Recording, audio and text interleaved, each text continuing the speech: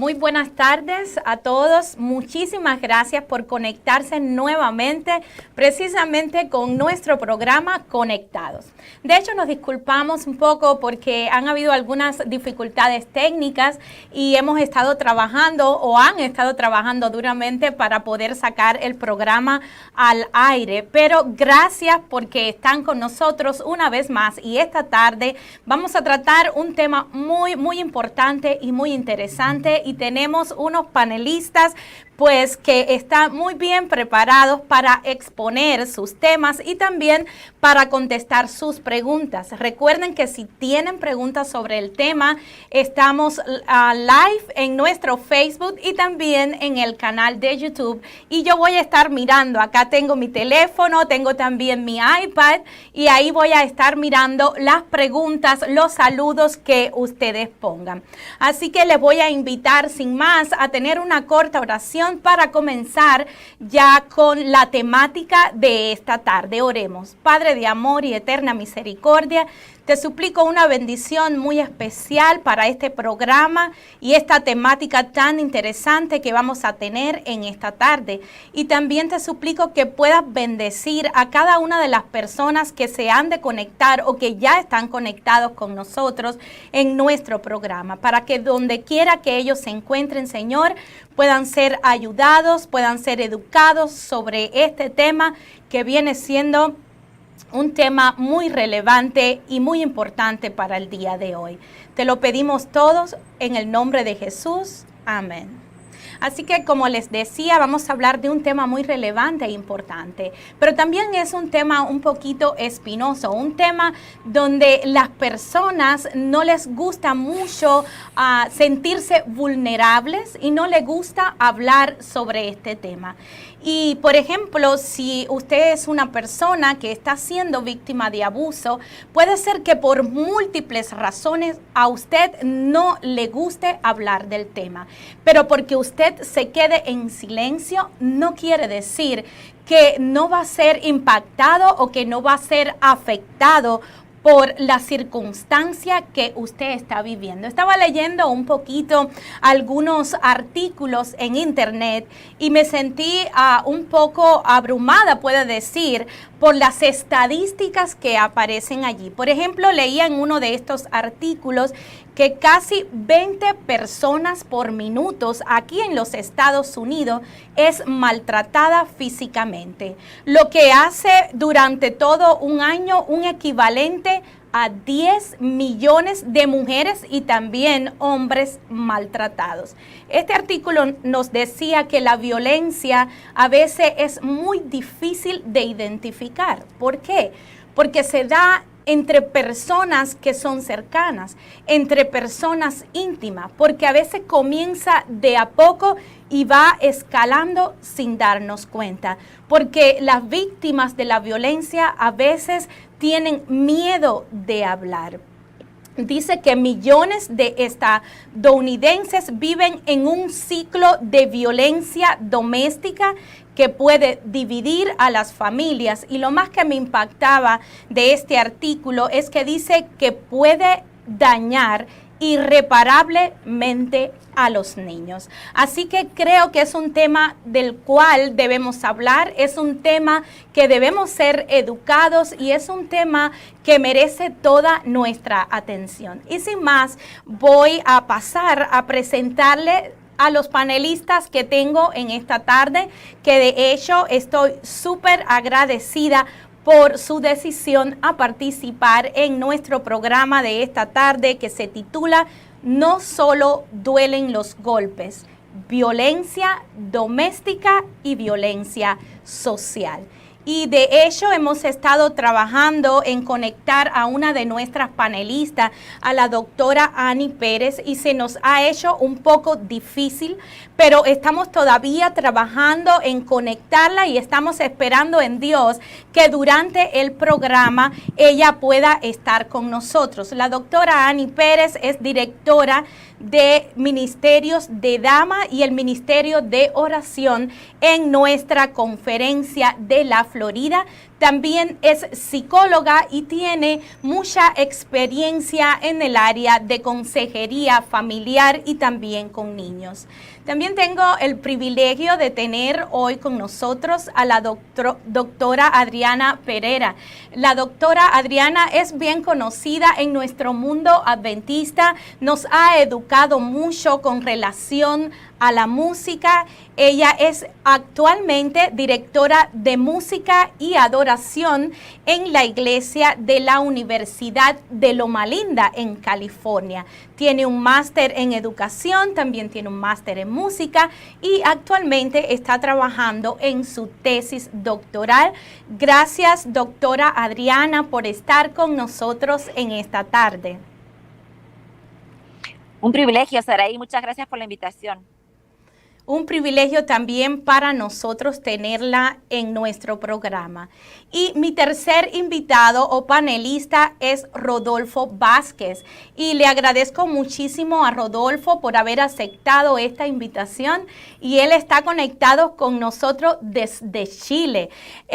Rodolfo es psicólogo, es sociólogo, tiene una maestría en educación y además es escritor y cantante. Así que yo creo que he buscado panelistas muy capacitados en esta tarde para hablarnos de este tema tan importante, que es un tema que no discrimina razas, que no discrimina géneros, que no discrimina religión y que no discrimina edades. Es decir, la violencia puede llegar a la puerta de cualquier hogar, de cualquier familia, de cualquier persona y puede traer resultados devastadores. Así que en este momento voy a pasar a presentar al primer panelista, que sería Rodolfo Vázquez. Y quiero que Rodolfo nos hable un poquito sobre el abuso y la violencia intrafamiliar, es decir, en el hogar, en pareja. La violencia de pareja se dice que puede ser a veces difícil de ver. ¿Por qué? Porque comienza poco a poco y hay personas que han sido abusadas por años y no saben cómo romper ese ciclo. Así que, Rodolfo, te agradecería muchísimo si en esta tarde tú nos puedes ayudar a identificar qué es realmente violencia o abuso doméstico, cómo reconocer que estamos en presencia de un ciclo de violencia o abuso y si hay alguna forma de salir y de recuperarse de una relación de esta índole. Hola, mi pastora, ¿cómo está? Muy bien, Rodolfo, feliz que puedas estar conectado en esta tarde con nosotros y compartir tu experiencia y tus conocimientos. Para mí un honor poder estar en su programa, gracias por la invitación, así que estoy muy feliz de estar en esta oportunidad para hablar de un tema que nunca se habla, o se habla muy poco. Así que estoy muy contento. En Forest City tengo a un amigo muy querido que es Denar, que no sé, parece que está tras cámara, quiero mandarle un saludo también. Y bueno, vamos a hablar sobre esto, sobre la violencia intrafamiliar, también se conoce así el término. Y trataré de ser lo más claro y pedagógico para poder explicar este tema y que las personas que nos están viendo por internet puedan entender. Pero lo primero es decir qué es la violencia intrafamiliar o el abuso familiar. Es todo maltrato físico y psicológico que se da dentro de la familia, dentro del ámbito familiar.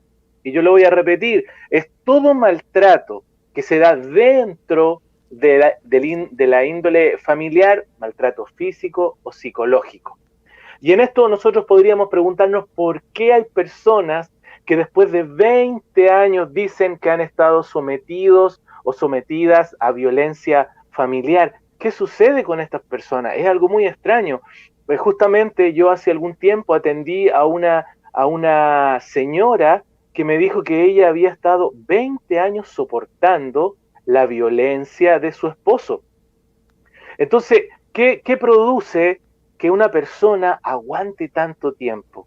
¿Qué produce en ella que pueda soportar estos tipos de violencia? Es algo muy, pero muy interesante y es importante también develar en esta tarde y espero que les pueda ayudar a muchas personas que están conectadas. Primero, existen varios tipos de violencia que se dan dentro de la familia. Primero, la más lógica, la más que se ve rápidamente es la violencia física. Golpes, cachetadas, maltrato físico directamente. Ese es un primer tipo de maltrato. El maltrato psicológico son los gritos, las humillaciones, no tomar en cuenta la opinión del otro, del cónyuge, de los hijos. El maltrato psicológico es humillar al otro. También tenemos la violencia sexual.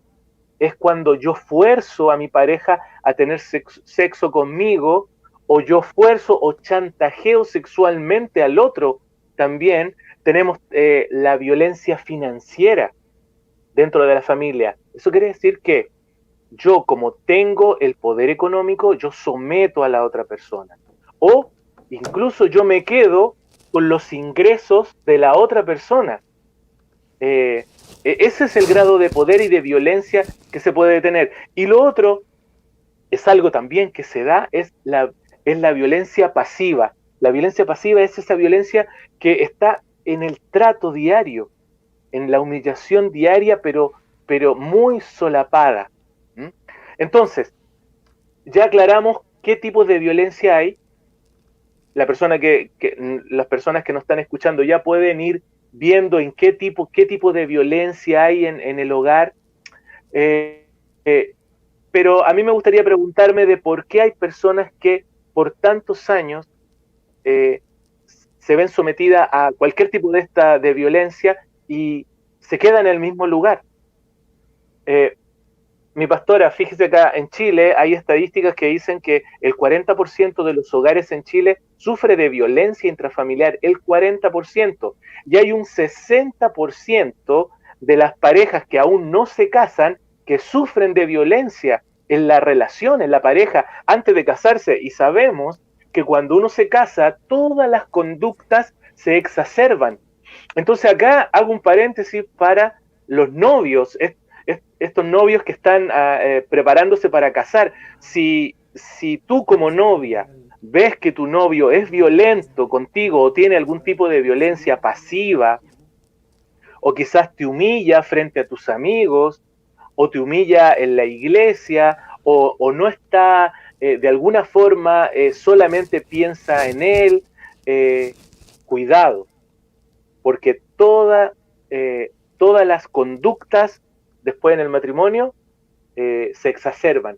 Entonces, si tu novio o tu novia es agresiva en el noviazgo, seguramente en el matrimonio todas estas conductas se van a exacerbar. Así que hay que tener cuidado con eso. Entonces, ¿cómo podemos identificar si hay violencia en nuestro hogar? Ya lo dijimos, claramente, violencia física, violencia psicológica, los gritos, los golpes, violencia sexual, violencia financiera, la violencia pasiva. ¿Cómo reconocemos en este contexto a alguien que está siendo violentado dentro de nuestro hogar? Por ejemplo, la estadística, yo solamente voy a hablar por la estadística, acá al menos en Chile, el 80% de los que son violentados dentro de la familia es la mujer y los niños en general. Entonces, por ese ángulo me voy a ir un poquito para aclarar, pero también se da que los varones sufren de violencia intrafamiliar. Pero en este caso, muchas veces hay mujeres que son codependientes. Y con esto me gustaría responder la pregunta de por qué hay personas que se mantienen en la violencia, aguantando ser agredidas, ser agredidos por tantos años. Existe un concepto en psicología que se llama la codependencia. Eso quiere decir que la víctima se hace dependiente del victimario. ¿Por qué? Porque el victimario seduce la relación bajando la autoestima de la pareja. Y cuando tú tienes tu autoestima baja, soportas todo lo que te pueden decir, soportas ser víctima, soportas ser agredida, soportas ser humillada porque piensas que tú eso lo mereces. La codependencia es depender emocionalmente de tu esposo. ¿Por qué hay personas que por 20 años han resistido esto? Porque no son capaces de independizarse, porque piensan que lo merecen, que eso es lo más terrible, pastora, que hay muchas mujeres que piensan que merecen la agresión. ¿Por qué? Porque su esposo es seductor con ellas, su esposo monopoliza la conversación, monopoliza el tiempo. Eso quiere decir que ese hombre solamente se habla de sus cosas, se habla de sus objetivos, se habla de sus sueños, se habla de lo que él necesita, y cuando él se equivoca, la culpa no la tiene él, sino la tiene ella. Entonces, esta es una dinámica muy tóxica que se da dentro de la familia, y todos estos rasgos de violencia se normalizan. ¿Qué significa eso? Que uno los acepta como normales. Y ese es el gran riesgo. Yo no sé si ha pasado que hay hermanas de iglesia que sufren de violencia intrafamiliar, pero lo guardan en secreto. ¿Por qué? Primero por la vergüenza. No quieren mostrar la realidad que está pasando dentro de su hogar. Tienen miedo a que quizá el esposo se vaya y ella tenga que cargar con toda la responsabilidad económica dentro de casa. Tienen miedo a quizás ser violentadas en extremo. Entonces es importante ayudar a las personas que están siendo violentadas física o de cualquier tipo de violencia. Usted me hacía otra pregunta. ¿Es posible cambiar? ¿Es posible salir de esta situación? Claro que es posible. Me gustaría primero hablarle a esa persona que está pasando por un momento así, que se está dando cuenta en este momento que su vida ha sido violentada por su pareja. Primero, lo que uso yo en terapia, lo primero es cambiar uno. Me decía una esposa que oré 30 años para que mi esposo cambiara y no cambió. Hice ayuno por mi esposo para que cambiara y no cambió. ¿Qué quiere decir esto? La Biblia dice que por sus frutos los conoceréis.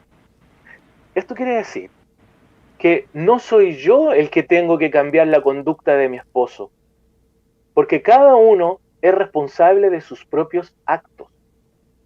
Entonces, uno tiene que primero cambiar uno, estar segura de sí misma, cambiar, potenciar su autoestima y ver cuál es la realidad que está teniendo en su hogar y comenzar a hablar sobre esta situación.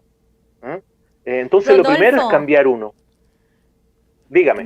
Sí, disculpa que te interrumpa, pero es que tengo una pregunta acá en el chat que precisamente es sobre esto, y hay una persona acá que nos está preguntando: ¿puede divorciarse y rehacer su vida una persona que ha sido violentada física o psicológicamente? Bueno, primera cosa, si una persona está en un matrimonio y está siendo violentada físicamente, o algún tipo de esta violencia que ya la está realmente está perturbando su vida, su familia, lo primero que tiene que hacer es dar a conocer la situación. Y en este caso, si está siendo violentada físicamente, hay muchos medios para que ella pueda salir adelante. Primero tiene que salir de la situación. Pegarle a una mujer es un delito. Al menos en Chile es un delito. Y si alguien comete un delito, tiene que ser denunciado. Pero el problema es que las damas les cuesta denunciar por todo el problema que trae eso. Pero mira, hay muchas redes de apoyo. Lo primero que tendría que hacer, yo le aconsejaría a ella, lo primero, tiene que tener red de apoyo. Si es cristiana, lo primero quizás contarle a su pastor, a su pastora, lo que está sucediendo, y si hay agresión física, ese es un delito. Es un delito. Y los delitos se denuncian. Lo que tiene que hacer ella es hacer una denuncia. Cada país tiene su teléfono de la Fiscalía de la Familia. Acá en Chile existe la Fiscalía de la Familia, la policía. En la policía también hay un departamento de familia. Lo que hay que hacer, hay que denunciar.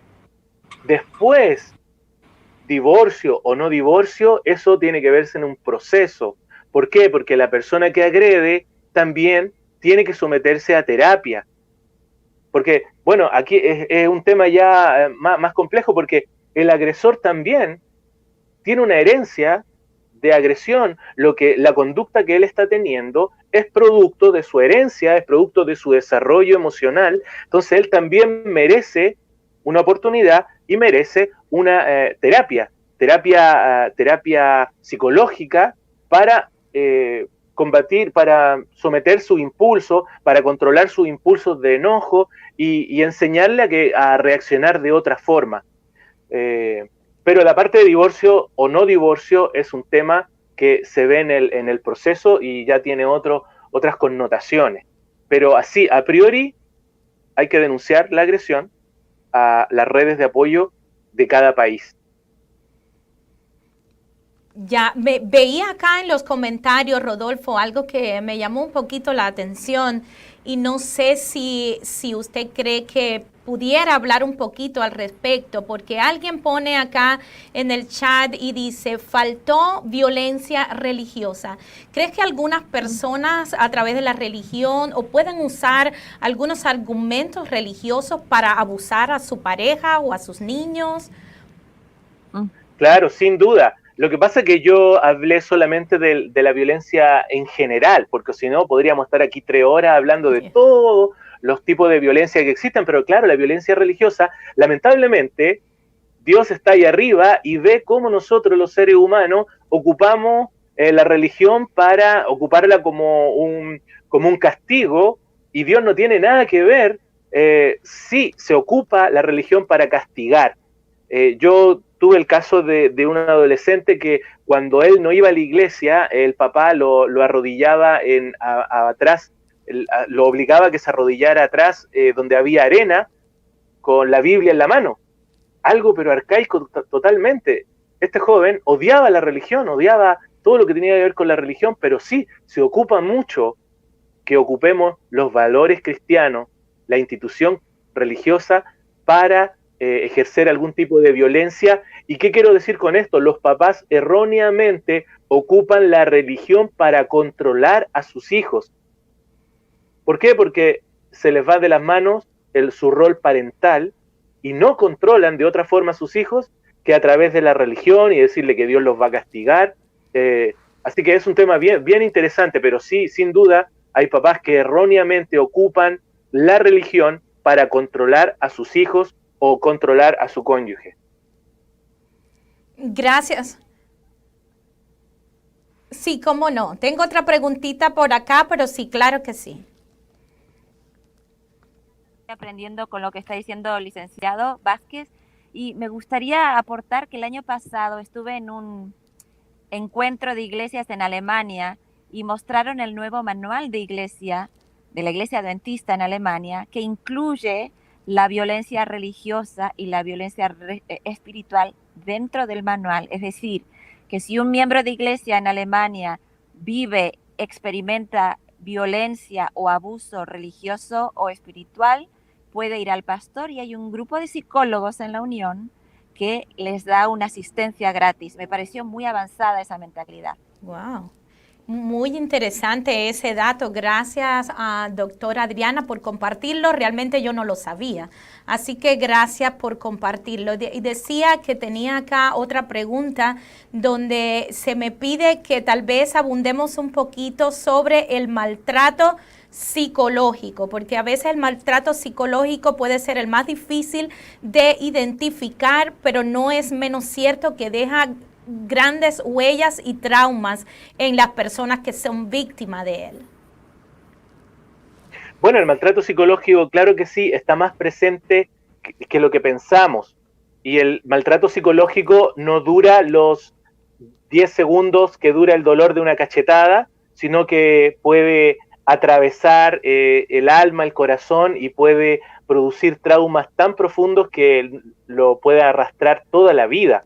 El maltrato psicológico tiene que ver mucho con la humillación, tiene que ver mucho con pretender que los objetivos de vida ya no te pertenecen, sino que solamente tú vives en pos del otro.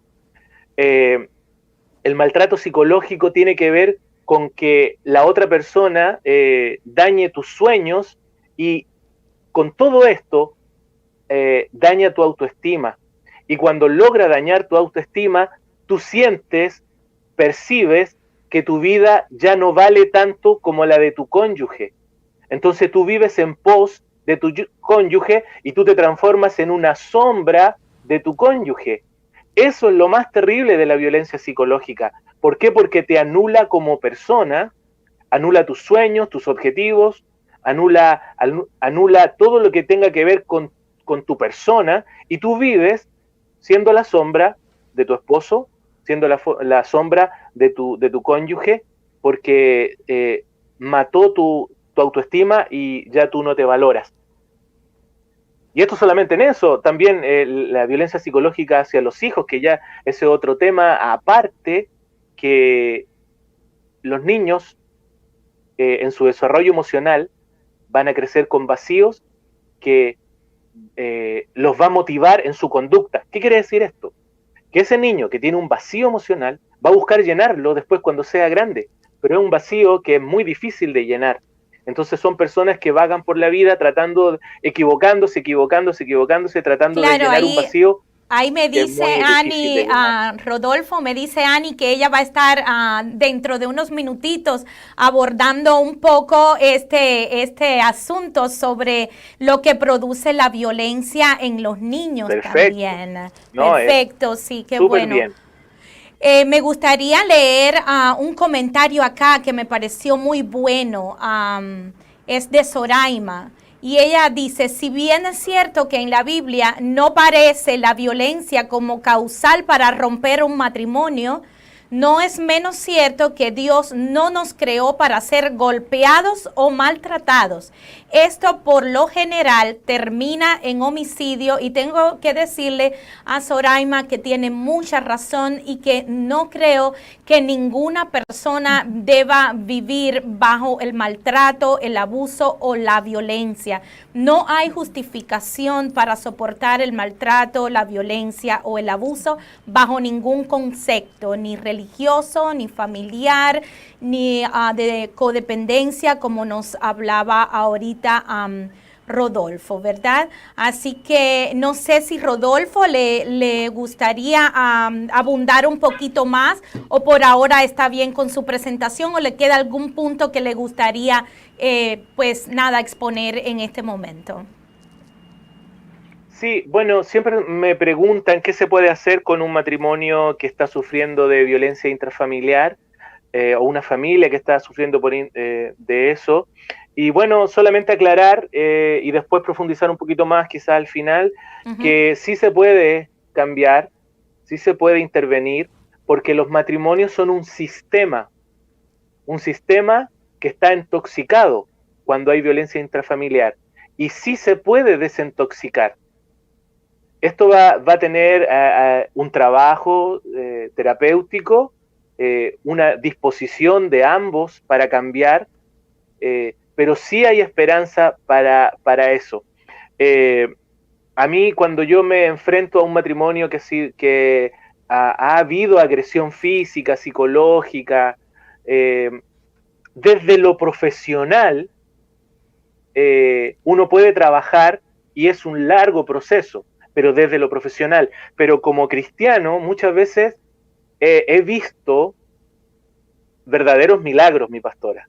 Amén. Y hace algunas semanas estuve tratando un matrimonio que se habían violentado físicamente, y empezamos a trabajar también la parte espiritual, la conexión espiritual. Porque en un matrimonio, cuando los dos miran, cada uno mira por su lado, obviamente van a haber muchos roces, pero cuando los dos miran un solo objetivo, que en este caso es Cristo, la cosa puede funcionar bastante bien. Y ya no lo digo tanto como profesional, porque a veces ser tan profesional como que limita a Dios para hacer milagros. Y les quiero decir que esta pareja que estuve atendiendo, ahora están en un proceso de sanación increíble, que va más allá de lo profesional que yo podría hacer, que el Señor ha purificado y ha desintoxicado su corazón, su alma, su mente, y ellos están caminando juntos en este proceso, y la verdad que ha sido algo bastante bonito verlo. Así que muchas veces ser tan profesional limita los milagros de Dios que puede hacer la familia. Yo quiero darle la esperanza a todos los que están viendo que sí hay esperanza cuando Jesús está en el hogar. Él purifica y desintoxica nuestra mente.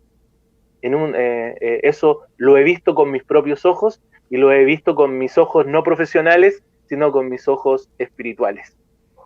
Amén. Qué lindo saber que hay esperanza, qué lindo saber de este testimonio y saber que podemos tal vez combinar las dos cosas, ¿verdad, Rodolfo? Un poco lo profesional, terapias, conocer nuestra condición, reconocer, estar decidido a cambiar y saber que más allá de nuestras posibilidades, Dios puede hacer cosas sobrenaturales en las familias, en nuestras vidas. Amén.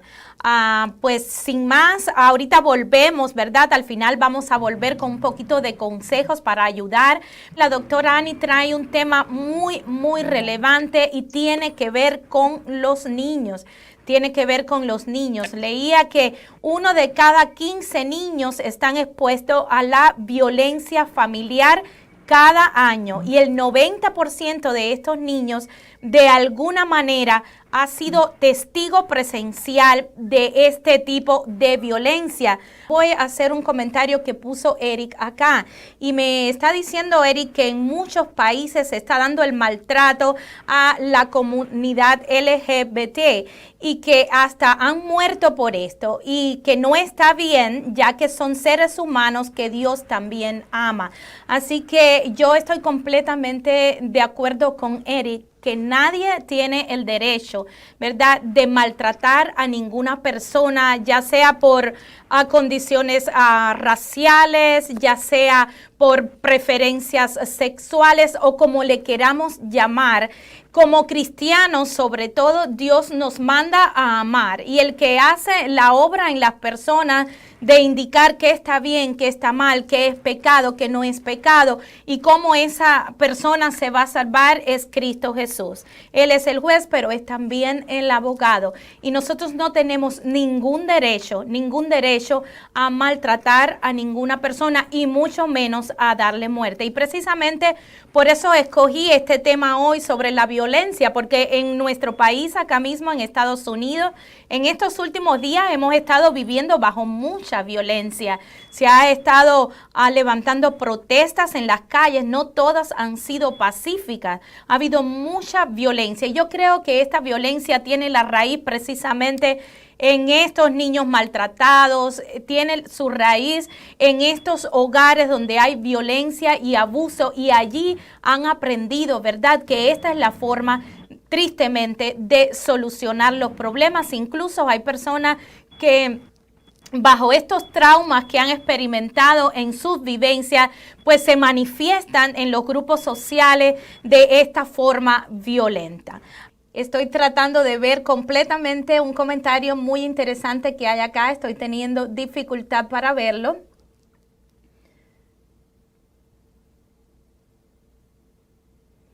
Dice acá uno de los comentarios, buenas tardes.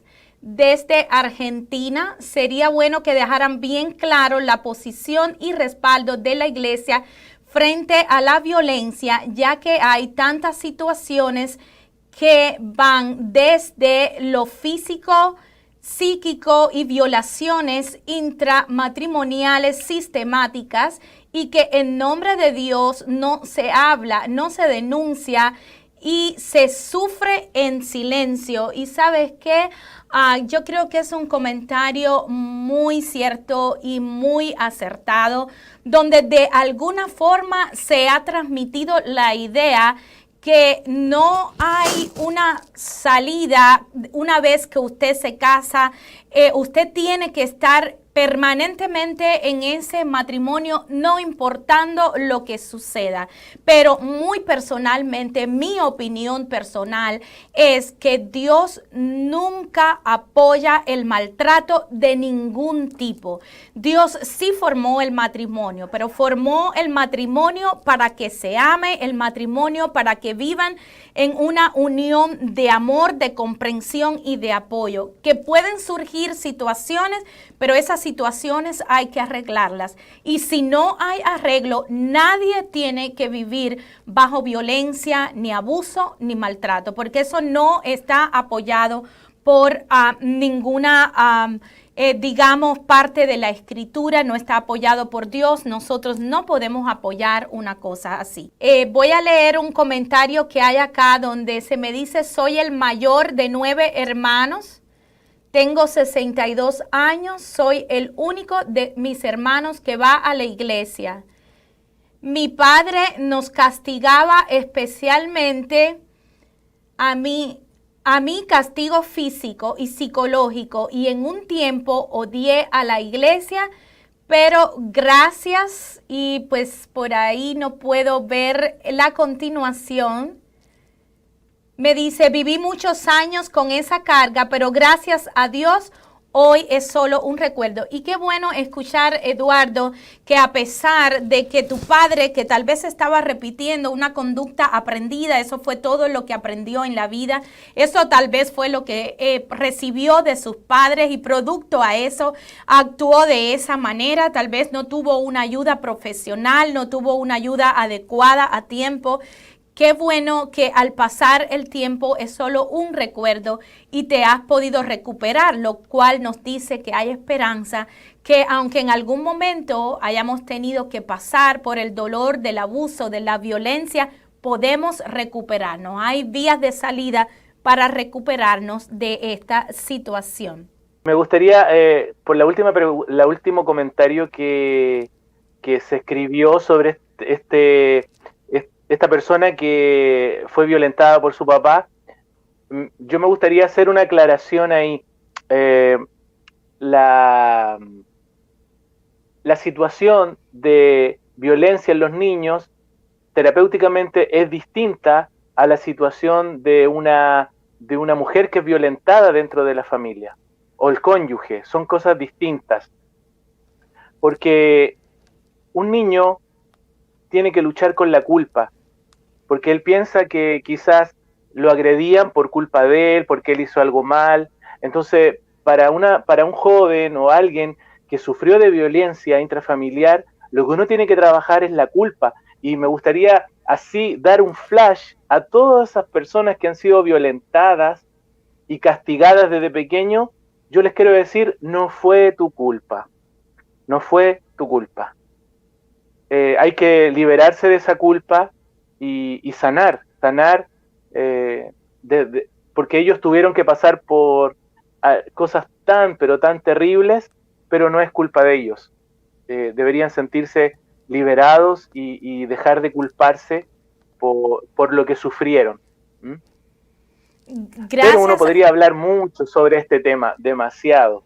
Ya, gracias, Rodolfo. Y fíjense que las personas acá en el chat están bien activos con respecto al maltrato y al abuso, porque yo sé que es un tema que no se habla mucho, pero que es doloroso saber cuánto daño hace desde los niños hasta los adultos, hasta la familia, que a veces no saben cómo liberarse y siguen repitiendo estos patrones. Son cadenas de familias disfuncionales que no saben cómo salir de ahí, o son personas que tienen miedo de hablar, tienen miedo de tomar decisiones, como usted explicaba al principio.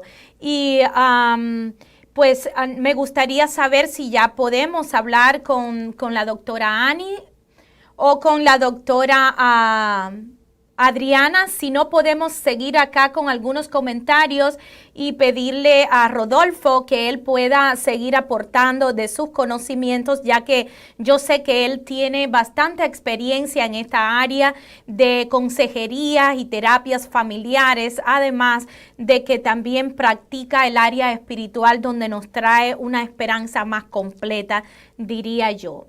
Podemos acá ir respondiendo algunas preguntas.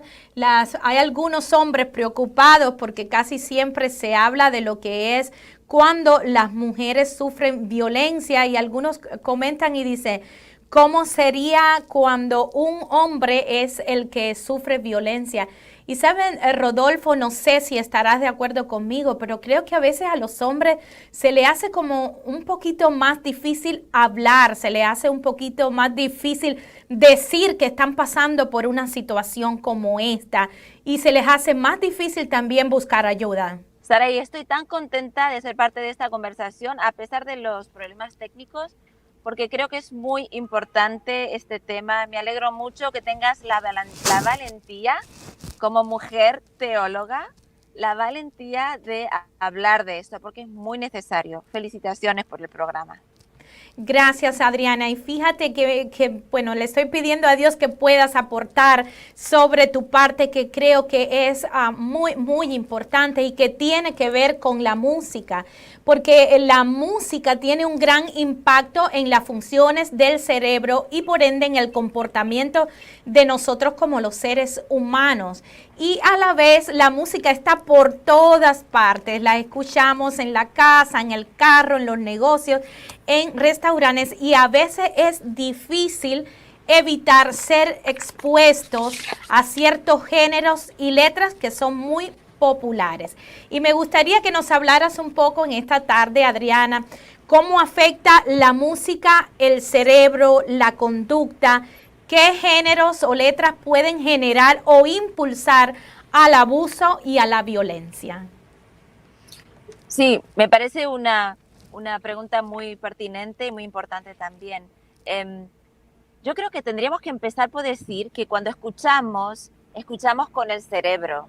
El oído es simplemente la pantalla por la que las ondas penetran a nuestro cerebro, pero nosotros decodificamos el sonido con el cerebro. Y no solamente escuchamos con el cerebro, escuchamos con todo el cuerpo.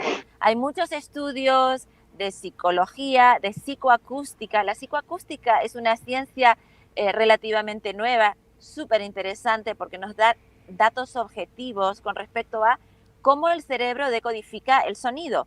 Y es muy interesante saber que nuestro cuerpo, a cierto nivel de contaminación auditiva, reacciona defendiéndose. Es decir, si tú estás en un sitio donde los decibelios exceden los 100, 110, 120 decibelios, entonces el cuerpo naturalmente se va a tapar los oídos. ¿Por qué?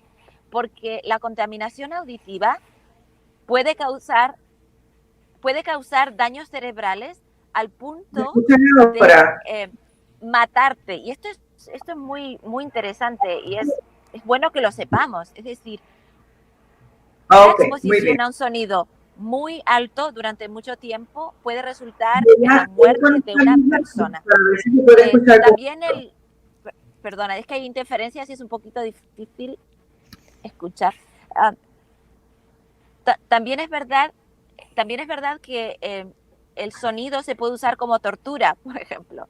Estaba leyendo esta semana, preparándome para hoy, que en la guerra de Irak hubo una estrategia de tortura que usó el gobierno norteamericano de hacerle escuchar, por ejemplo, a gente musulmana, Cristina Aguilera. Nada en contra de Cristina, a mí me encanta cómo canta Cristina, es impresionante la voz que tiene.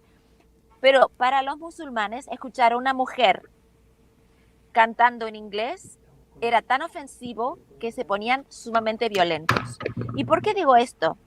Porque a lo mejor estamos en casa y nuestros hijos están violentos o tienen actitudes, sobre todo ahora con la pandemia, sobre todo ahora con la cuarentena, que tenemos que estar juntos mucho tiempo.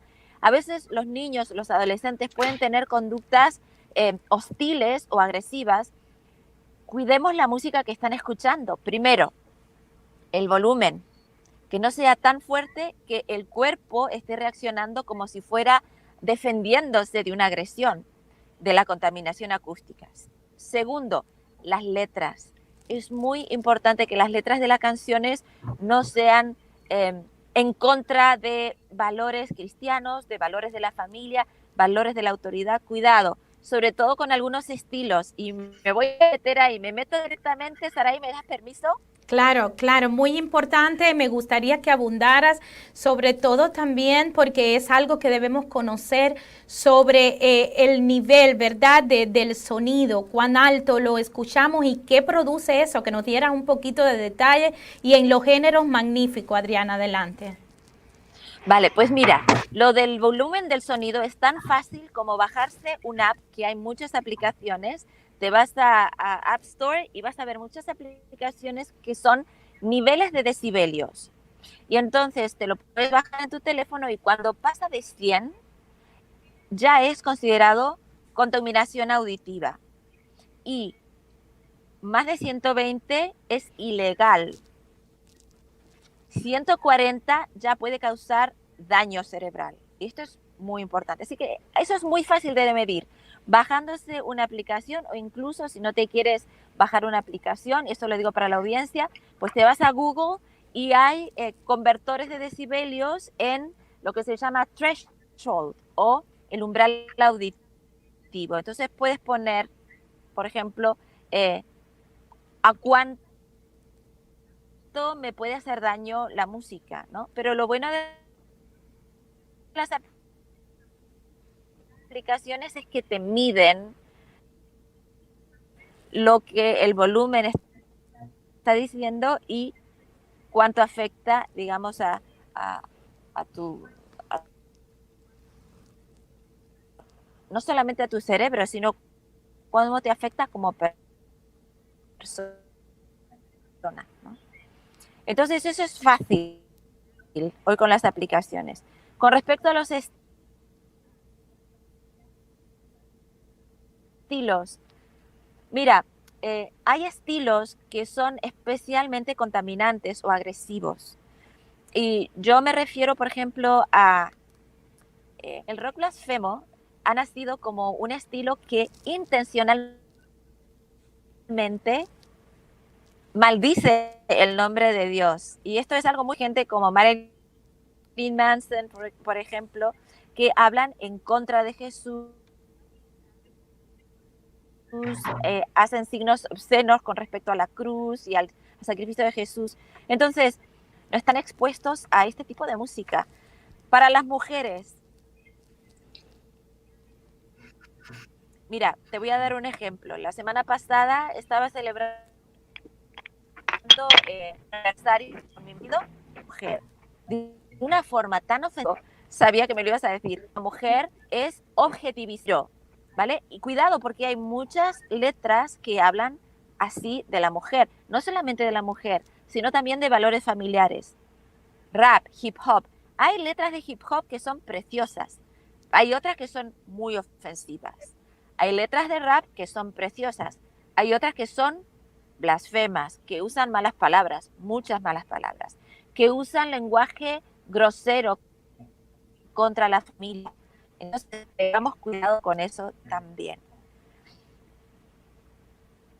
Me parece súper interesante esto porque a veces escuchamos cualquier canción porque está de moda, pero no miramos los géneros, no miramos la letra o pensamos que no puede hacer mucho daño. Por ejemplo, a mí me impactó mucho cuando dijiste que a tantos decibeles puede provocar incluso pues daños cerebrales en la música.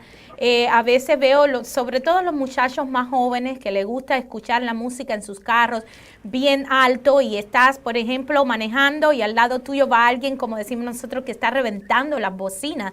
Y tal vez las personas no tienen educación sobre esto, no tienen educación de cuánto daño puede hacer al cerebro estos niveles, ¿verdad?, del volumen de la música.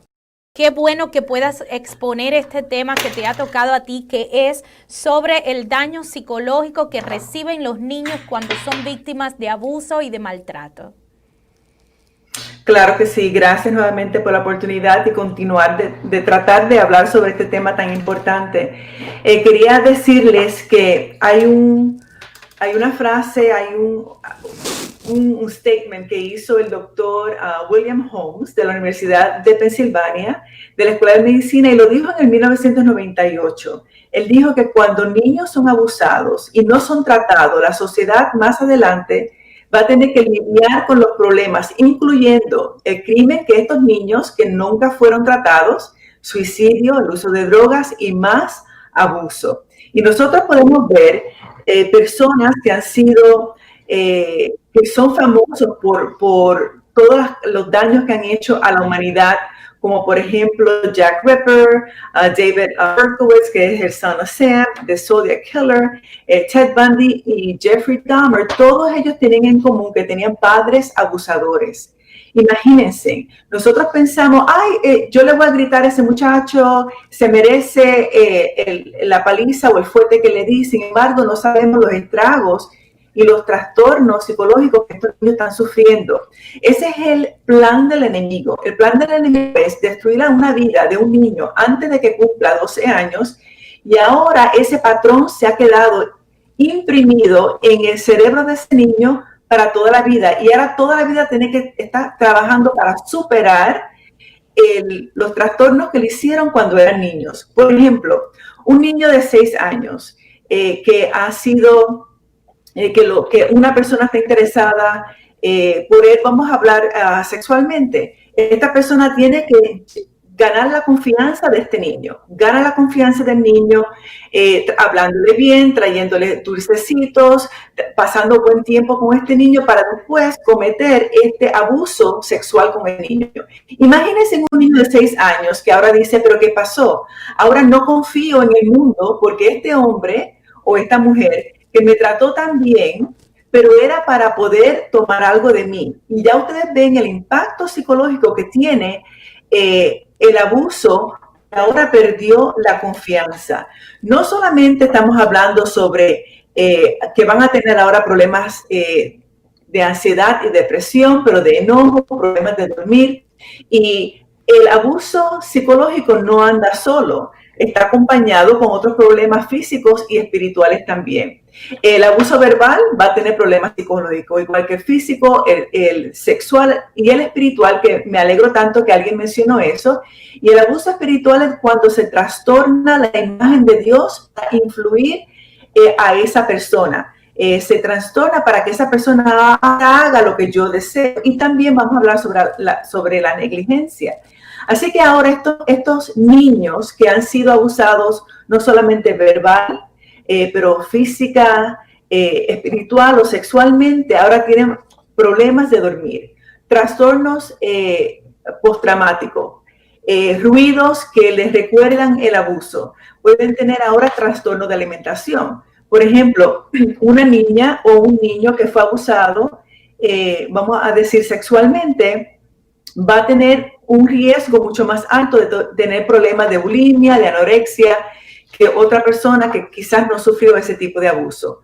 Van a tener mucha vergüenza, van a usar el trabajo como un vicio más adelante, lo que le llaman workaholics, van a tener problemas de control, porque como no pueden controlar lo que está pasando adentro, las emociones, la ansiedad, la depresión, ahora necesito controlar lo que está a mi alrededor. Y podemos controlar todo, incluyendo nuestra espiritualidad y la religiosidad. Ahora me pongo bien legalista, bien controlador. Ahora tengo que tener mi casa máximamente limpia porque puedo controlar eso. Puedo controlar quiénes son mis amigos, cuánta comida como. Y ya ustedes ven cómo esto sigue afectando. Muchos de los problemas que vemos con los varones, la cual son abusados, un poquito menos que las damas, cuando estoy hablando físicamente quizás más, pero quizás en otro tipo de abusos son un poquito menos que las damas. Ellos van a tener problemas donde bloquean el abuso, donde lo racionalizan y lo minimizan, donde dicen, oh, eso no fue tan fuerte, ya yo me olvidé, me curé de eso. Sería bueno preguntarle a la familia si de verdad esta persona se curó de ese problema, porque donde dicen, ya yo no pienso en eso, el abuso sí sale, pero de otra forma. Sale en el trabajo, sale en más abuso, donde ahora ellos maltratan verbalmente, psicológicamente a su familia. Y es importante ver que el abuso que no se lidia con él no se va solo. Se va arreglando y se va ahora iniciando en otras áreas de la vida de la persona. Y algo que quiero mencionar, que he estado escuchando las últimas 2 semanas, es que usualmente cuando está el receso del verano, las escuelas ven que se reportan abuso un 25% menos. Las líneas de abuso, estábamos diciendo aquí en la Florida, que durante el verano usualmente se reporta 25% menos de abuso durante el receso del verano. Pero ahora con la pandemia del COVID se ha reducido 65% menos. ¿Por qué? Porque las personas que usualmente reportan el abuso son los maestros, son los coaches, son los otros estudiantes, y como los niños ahora no están en la escuela, están siendo abusados en la casa y nadie está reportando esto. Así que vamos a ver, no solamente vamos a ver ahora por causa de la pandemia todos los trastornos de ansiedad y depresión que vamos a tener por causa de lo que estamos viviendo, pero también vamos a ver otros tipos de consecuencias simplemente porque no tenemos la ayuda de otras personas. Y después vamos a hablar más adelante, pastora, acerca de qué podemos hacer nosotros como comunidad y qué podemos hacer nosotros como iglesia para ayudar a las personas que están, que nosotros podemos ver que tienen trastornos psicológicos. Excelente, doctora Annie. Y fíjese que me gustaría, porque ha hecho una explicación bien exhaustiva, pero sí me gustaría, por favor, tanto de parte de usted como también de Rodolfo, ahorita lo abordó, pero fíjese que a veces nosotros repetimos conductas aprendidas de nuestros países porque nuestros padres nos castigaban de esta forma u de otra, y que bueno, eso era lo normal y eso es lo que continuamos haciendo. Y hay padres que dicen, no, hay que corregir a los niños. La misma Biblia dice que si uno ama, uno castiga, uno corrige. A mí me gustaría que, doctora, usted pudiera abundar un poquito sobre ese tipo de disciplina que ya se convierte en un maltrato, se convierte en un abuso, y tal vez los padres dicen, no, esto está bien haciéndolo porque yo quiero hacerle bien a mi hijo porque su conducta está fuera de control y necesito controlarlo de alguna manera. Qué bueno que se ha mencionado esto porque hay una diferencia entre abuso y disciplina. Es muy importante conducir y tener boundaries, tener las cosas fijas donde los niños qué pueden hacer, qué no deben de hacer, porque los niños trabajan mucho mejor cuando entienden cuáles son las cosas que pueden o no pueden hacer. Por ejemplo, vamos a hablar lo que es abuso. Abuso es cuando el niño está jugando en la mesa con su carrito, ¿verdad? Está jugando en la mesa y allí raspó la mesa y el papá tomó la correa y le pegó porque el niño raspó la mesa y el niño se fue. La próxima vez el niño juega en la mesa y nadie le hace nada. La próxima vez juega en la mesa y ahora le dan. Eso es abuso porque el niño no entiende por qué lo están castigando. Lo que se debe hacer con la disciplina es, el niño está jugando en la mesa, raspó la mesa, el papá le dice, la próxima vez que tú hagas esto, te voy a tener que castigar porque mira, raspaste la mesa y no quiero que juegues en la mesa, juegue en el piso donde no se raspa. ¿Qué tú entendiste? Lo que ya un niño de 3, 4, 5 años entiende. El niño repite lo que entendió. Le dice, recuerda que no puedes jugar en la mesa con el carrito. Ahora la próxima vez que el niño se encuentra jugando a la mesa y raspando la mesa, ahora el papá le dice, ¿te acuerdas la última vez que te mencioné que si jugabas en la mesa y la raspabas te ibas a castigar? Pues ahora te tengo que castigar porque hiciste eso. Y el castigo se da de acuerdo a la edad del niño. Un niño que tiene 2 años no puede ser castigado como un niño que tiene 16. Sin embargo, hay muchos padres que castigan al niño de 2 años como si tuviera 16 años. Y eso es abuso. Cuando las reglas no son explicadas claramente, donde se cambia la regla a mitad del juego, cuando se castiga por más de lo que el niño hizo, todo eso es abuso. Así que disciplina es cuando yo les digo a mi hijo, estas son las pautas, estas son las reglas que tengo en mi hogar, y si tú las rompes, este es el castigo. Y entonces el niño ya sabe, esto es lo que yo puedo hacer y estas son las consecuencias de mis acciones. Y ya el niño puede ahora tomar decisiones de si va a hacer eso o no. Muchísimas gracias, doctora, por esa explicación, y me gustaría ir un poquito más porque veo las estadísticas que son tan altas en lo que respecta a abuso de menores, abusos de niños, pues estas situaciones tan graves que hay en la familia, que después vemos esos adultos que se comportan de manera descontrolada y no sabemos por qué, pero es que eso tuvo una raíz ahí en la niñez, en el hogar, en la familia. Otros padres que no tienen educación al respecto. ¿Creen ustedes que el castigo físico sería una opción o pues nunca sería una opción castigar a nuestros hijos físicamente? El castigo físico, la única razón por la cual yo entendería que el castigo físico sería una opción es si, o sea, no hay razón por la cual se debe de castigar físicamente. La única razón sería si el niño va a poner la mano sobre el fuego y usted se la quita fuertemente, entonces eso usted lo tuvo que moverlo físicamente. Pero el problema del castigo físico es que trae agresión. Y el niño obedece no porque entiende, sino porque tiene miedo. Entonces usted le está enseñando ahora al niño de que él use agresión para poder resolver los problemas en su vida. Y este ahora es el niño que va a la escuela y si no le gusta lo que los otros niños están jugando, empuja o le pega a su compañero de escuela porque eso es lo que aprendió en su casa. Esos son los bullies, los famosos bullies es porque están simplemente mostrando y están usando el mismo comportamiento que se le enseñó en el hogar. Así que no hay razón para violencia doméstica de ninguna clase. Los niños se les puede sentar en una mesa, en una silla, sin ninguna actividad. Se le puede quitar la televisión, se le puede quitar el teléfono, se le puede decir no puedes salir con tus amigos. Hay muchas formas de castigarlos sin tener que usar lo físico.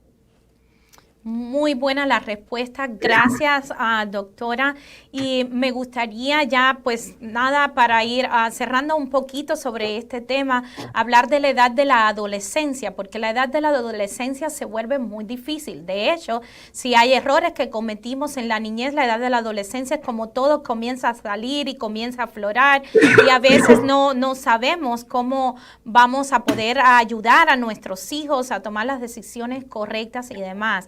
Cuando llegamos a esa edad que nuestros hijos pues quieren descubrir el mundo por ellos mismos, quieren comenzar a tomar sus propias decisiones, pero hay padres que, o habemos padres, ¿verdad?, que hemos tenido patrones de enseñanza donde aquí se hace lo que yo digo y todo tiene que ser como yo digo, o es a las buenas o es a las malas, o como sea, y no hay, digamos, una educación acerca de cómo tratar con nuestros hijos a esa edad. Y como usted decía ahorita, doctora, a veces tratamos al niño de 2 años como de 16, pero a veces también ocurre lo contrario, donde el niño tiene 16 años y ya se siente tal vez hombre o mujer y queremos seguirlo castigando o disciplinando como cuando tenía esa edad, cuando tenía 2 años. ¿Nos pueden hablar un poquito al respecto? Claro que sí. Los niños cuando ya tienen más edad deben de estar ahora envueltos en su castigo. Si los niños entienden cuáles son las reglas en el hogar y rompieron esas reglas, ahora ellos pueden proponer el castigo. Por ejemplo, yo recuerdo que a mi niño yo le decía, ustedes no pueden, por ejemplo, comer en la alfombra. Y allí iban y empezaban a comer, no solamente a comer, pero a tirarse galletas el uno al otro. Ok, y estamos hablando de muchachos ya que son teenagers. ¿Qué es lo que podemos hacer? Ustedes saben que las reglas que no se puede comer aquí. Así que, ¿qué ustedes creen que se puede hacer? Me acuerdo que uno de mis hijos me dijo, bueno, entonces, pues no podemos ver televisión por un mes. Yo le digo, bueno, ustedes saben que un mes es mucho. ¿Tú crees que si por 3 días no lo hace? Y ahora ellos se envuelven en la misma disciplina que ellos podían hacer. Algunos niños que van a faltarle respeto y van a decir, no, yo no necesito ningún tipo de disciplina. Pero sí, estos niños han entendido que por causa de su falta de comportamiento necesitan ser castigados, ellos van a entender que ahora ellos pueden ser parte de eso. Pero lo que sí se podría hacer es mirar qué es lo que a los niños les gusta y entonces ahora quitarle esos privilegios que ellos tienen. Algo que un amigo mío que es psiquiatra me dijo hace muchos años atrás, la ley solamente dice que tenemos que darle comida y techo. Así que si tú te portas mal y no puedes seguir las reglas, yo te voy a quitar la puerta de tu cuarto. Y el niño de este psicólogo de este psiquiatra estuvo sin puerta por 6 meses hasta que este niño pudo aprender a comportarse. Así que nosotros podemos también quitar privilegios a estos niños para que así entiendan con amor de cuáles son las reglas del hogar. Muchísimas gracias, doctora. Y ya aquí vamos hacia la segunda parte para ir cerrando nuestro programa. Pero antes me gustaría agradecer a todos los que han seguido conectados a pesar de las dificultades que hemos tenido. Hemos tenido personas acá que nos han saludado desde Colombia, Argentina, Chile, Venezuela, Puerto Rico. Así que gracias por su participación, gracias por quedarse allí conectado a pesar de las interferencias. Y me gustaría leer un comentario que hace acá Soraima, donde dice que está de acuerdo con la doctora Annie. Mis hijos están grandes de 23 y 18 años y a pesar que mi patrón de enseñanza fue con golpes, nunca le he puesto una mano encima a ellos. He utilizado los castigos que menciona la doctora Annie.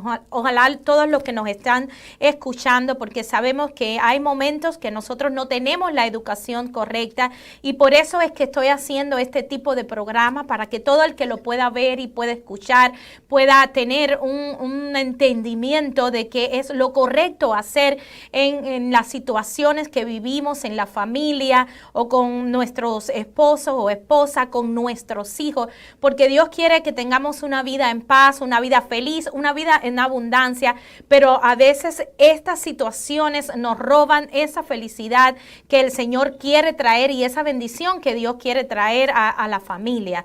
Así que en la segunda parte, pues nada, me gustaría que tanto la doctora Annie Pérez como Rodolfo nos pudieran dar algunos consejos que se pudieran poner en práctica. Lamentablemente la doctora Adriana tenía muy mala conexión y no pudo continuar con nosotros. Esperamos que en otro de nuestros programas ella pueda estar presente y nos pueda aportar tanto de sus sabios consejos y de toda la sabiduría que ella ha adquirido a través de estudios y años de experiencia. Y quiero comenzar esta segunda parte pidiéndole a la doctora Annie que ella nos dé algunos consejos que podemos poner en práctica para que puedan sanar esos traumas infantiles que han ocurrido en casos de violencia y de abuso. Sí, y para poder ayudar a estas personas, nosotros necesitamos mucho amor, primeramente mucho amor y cuidado. Ellos necesitan volver a establecer estos puentes de confianza. No juzgarlos, ellos tienen mucha vergüenza y simplemente poder abrirse y hablar acerca del abuso toma mucha confianza, así que nosotros no debemos de juzgarle diciendo cosas como ¿por qué tú permitiste eso? ¿Por qué no lo dejaste? Si ellos pudieran haber hecho esos tipos de cambios, lo hubieran hecho anteriormente. También a mostrar respeto acerca del tema y no minimizar el dolor de ellos. Tampoco interrumpirlo y decirle, bueno, a mí me pasó esto, también me pasó aquello, y minimizar el dolor de ellos, porque ahora es el tiempo de ellos y su historia, y permitir que ellos lo puedan decirlo sin problemas. Es sumamente importante también ayudarlos a buscar recursos para ayuda emocional, a que haya estructura también para ellos, pero nosotros como comunidad y como iglesia no podemos ser indiferentes. Necesitamos reportar el abuso. Muchas veces nosotros pensamos que tenemos que investigar y nuestro trabajo es de reportar, no es de investigar, y permitir que las autoridades sean los que hagan las investigaciones. También Muchas veces nosotros culpamos a la víctima y protegemos al predador. Sin embargo, es todo lo contrario. Nosotros tenemos que proteger a la víctima porque el 98% de las acusaciones de los niños acerca de abuso son ciertas. 98% quiere decir que la gran mayoría de ellos están diciendo la verdad. Y estar vigilante. No, nosotros a veces llegamos a la iglesia y decimos, ay, terreno santo, ya tengo que preocuparme de mis niños. Y hay que cuidar a los niños aún en la iglesia. Nuestro trabajo es de llevarlos al baño, nuestro trabajo es de estar con ellos y no dejarlos con nadie, aunque sea de la iglesia, porque a veces la persona no ha nacido de nuevo y puede hacerle daño a los niños. Muchísimas gracias, Ani, por estos consejos, y ahora me gustaría pedirle a Rodolfo que él nos comparta algunos consejos para familias que están experimentando tal vez una crisis o están en un ciclo de abuso y violencia, algunos consejos para ellos de cómo pueden sanar, cómo pueden tal vez buscar ayuda en una situación como esta. Sí, la pregunta ¿es posible sanar una familia que ha sufrido de violencia intrafamiliar? Yo creo que esa sería la pregunta, y yo puedo decirles que por mi experiencia creo que sí se puede. Se puede sanar una familia que ha sufrido de violencia intrafamiliar. Lo primero que hay que hacer es reconocer que hay el problema, porque la gran dificultad que se produce en este tipo de familias es que no hay un reconocimiento de que hay violencia, hay una normalización de la violencia. O sea, se cree que es natural y ya es normal que el papá sea agresivo, que la mamá sea agresiva o que la mamá esté gritando todo el día, o que el papá agreda cuando toma sus copas de más a la mamá y todos tienen que esconderse, todos los hijos a esconderse, porque si no el papá va a agredir a todos. Llega el momento en que esto es natural para ellos. Entonces, el gran cambio que hay que hacer es primero reconocer que hay un problema de violencia. Eso es lo primero. Después tomar conciencia de que esto no es normal. No es normal que se le esté pegando a la mamá. No es normal que se castigue a los hijos con tanta violencia. ¿Por qué? Porque los niños van a entender más adelante, cuando sean adultos, que la persona que debía cuidarlo y amarlo, lo castigaba. ¿Qué quiere decir esto? Que esa niña va a entender que la persona que la ama también tiene el derecho a pegarle físicamente o a castigarla, porque si su papá, que la amaba supuestamente, la castigaba físicamente, esta niña, cuando busque a un hombre, va a aceptar el golpe, porque su mente va a sacar esta conclusión. Bueno, si mi papá me amaba tanto y él me pegaba, me castigaba, o sea, mi esposo que me ama también me puede castigar. Entonces, primero, darse cuenta que esto no es normal. Eso es lo primero. Segundo, buscar ayuda. Si nos dimos cuenta que hay violencia extrema en nuestro hogar, que hay violencia, hay que buscar ayuda. Después, si hay violencia física hacia una persona de la familia, en este caso, lo más que se cuenta hacia la mamá, hacia la mujer, denunciar, porque es un delito. Esto es un delito, no es algo que esté algo subjetivo, no, yo pienso que esto podría ser de otra forma, no, es un delito, y los delitos se denuncian a las autoridades. Para eso hay una red de apoyo, también vendrá después una red de apoyo que seguramente las iglesias tienen, red de apoyo social en el hospital, red de apoyo en la policía, pero la iglesia sería lindo como proyecto también, yo desconozco esto, que quizás tendrían un departamento de familia donde se acogiera este tipo de problemas.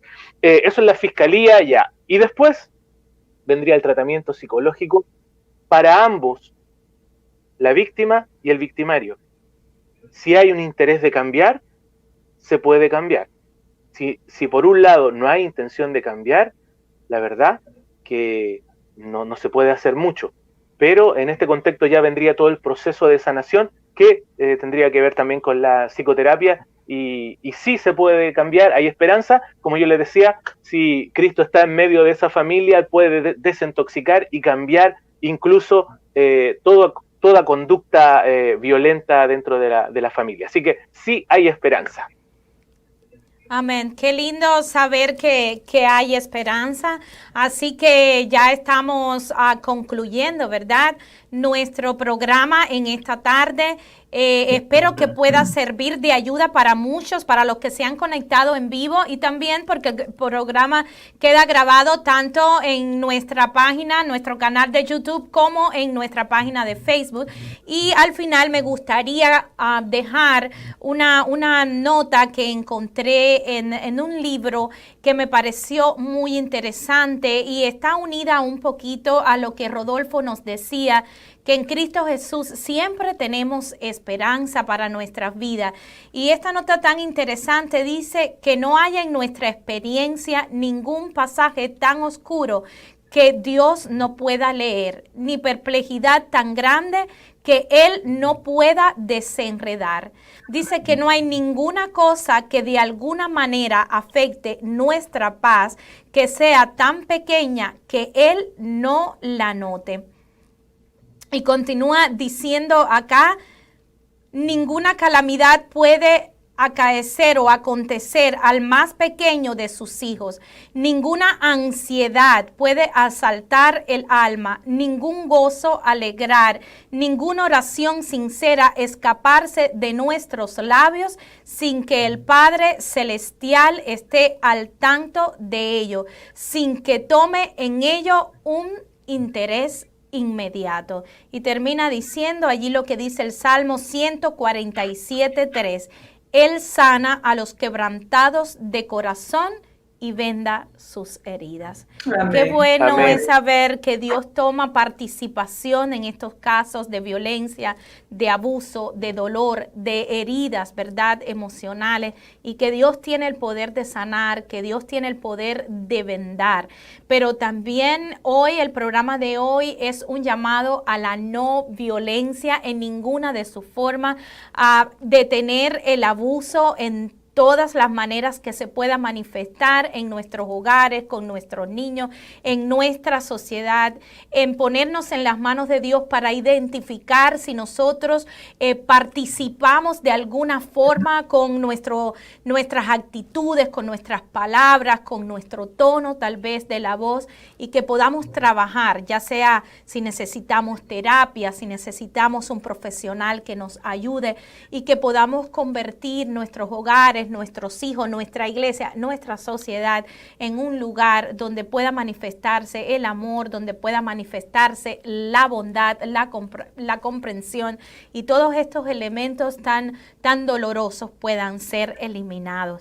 Así que sin más, les agradezco a todos los que se mantuvieron conectados por estar con nosotros. Gracias por la participación en el chat, por sus preguntas, por sus lindos comentarios. Que Dios les bendiga a cada uno de ustedes, a su familia, y de manera muy especial agradezco a los panelistas que han persistido ahí aún con los problemas de conexión hasta que cada uno de ellos de alguna forma pudo traer este aporte tan positivo. Una vez más, gracias por estar con nosotros. Que el Señor te bendiga donde quiera que estés, y esperamos que puedas volverte a conectar con nosotros en nuestro próximo programa. Bendiciones.